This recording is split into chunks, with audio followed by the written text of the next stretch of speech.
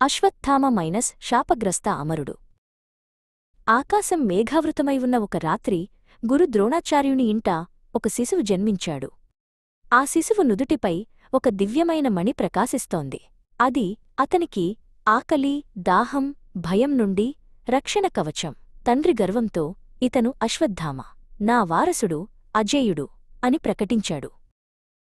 తండ్రి నీడలో అశ్వత్థామ సాటిలేని యోధుడిగా పెరిగాడు. అతని అస్త్రవిద్య అద్భుతం, అతని పరాక్రమం అసమానం. కాని ఆ శక్తితో పాటు అతని హృదయంలో అహంకారం మరియు కోపమనే నీడలు కూడా పెరిగాయి. తండ్రి, నన్ను మించిన యోధుడు ఈ భూమిపై లేడు అని అతను తరచుగా అనేవాడు. కురుక్షేత్ర సంగ్రామం ముగిసింది. ద్రోణుని మరణంతో రగిలిపోతున్న అశ్వత్థామ హృదయం ప్రతీకారజ్వాలతో దహించుకుపోతోంది. ఒక చీకటి రాత్రి ఆకాశం ఉరుములు, మెరుపులతో దద్దరిల్లుతుండగా అతను పాండవ శిబిరం వైపు కదిలాడు.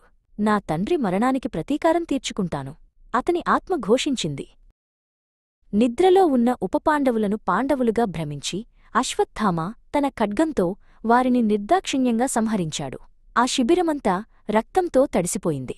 తెల్లవారిన తర్వాత తాను చేసిన ఘోరమైన తప్పును గ్రహించి అతని గుండె పగిలిపోయింది. ఇది నేను కోరుకున్న విజయం కాదు అని అతను విలపించాడు.